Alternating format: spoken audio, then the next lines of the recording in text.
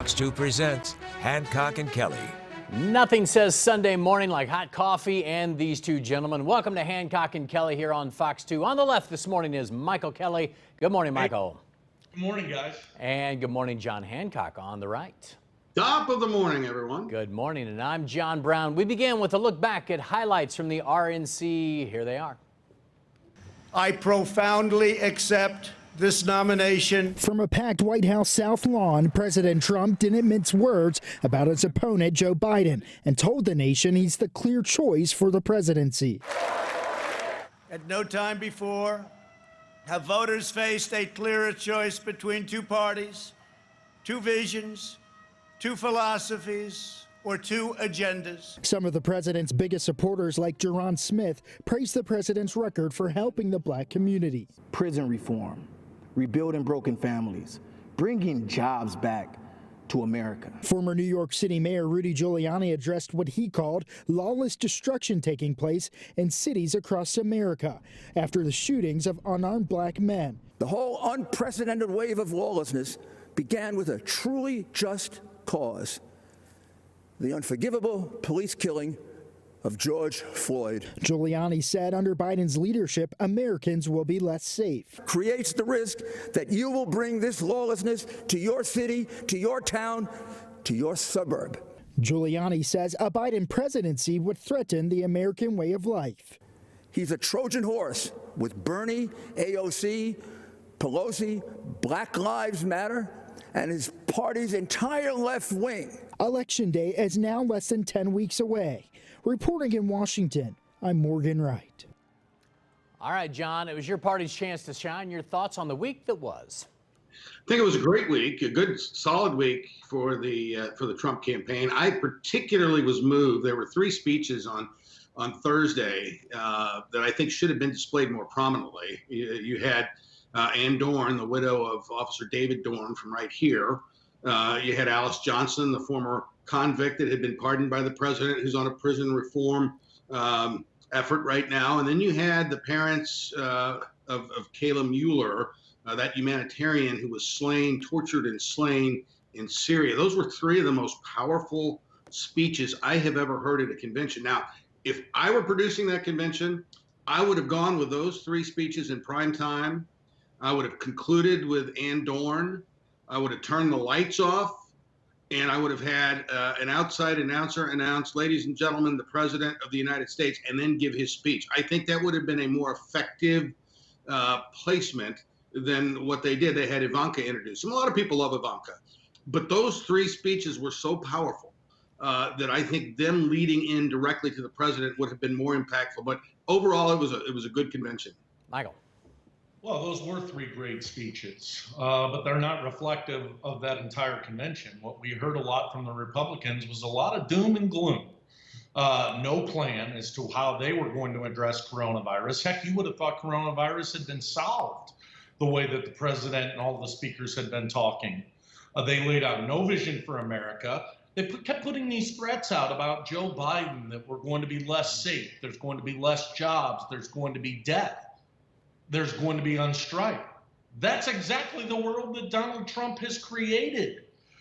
This was a doom and gloom convention, not reflective of what the president stands for, because he didn't even lay out a vision for where he wants to take the country, and he ignored the most pressing issue that faces us, which is 1,000 Americans are dying a day because of the coronavirus. You'd have never even have known it existed watching that convention. You know, John, one thing I found interesting, I didn't even realize this until I heard it the other day, was unlike previous conventions, a party platform wasn't put forward. It doesn't happen. They kind of let President Trump do all the party planning, and they almost said more or less, whatever the platform that he decides it is what it is this year. Is that accurate, you think? Well, I think they're running under the platform that was passed in 2016. And look, the delegates weren't all together. It was not possible to assemble 15 or 20,000 delegates in one place for the purpose of writing a platform. I would have rather the Republican Party figured out a way to produce a platform. The Democrats did. But as it is, I mean, I think a lot of people are making more of this than is necessary. The Republican Party ran on a very strong platform in 2016, and it's the same team running again. So I don't think it's particularly a huge deal that they didn't pass a platform. You know, Michael, one other thing that stuck out to me was, make no mistake about it, this is now Donald Trump's Republican Party. There were not a lot of, I guess, former GOP establishment guys.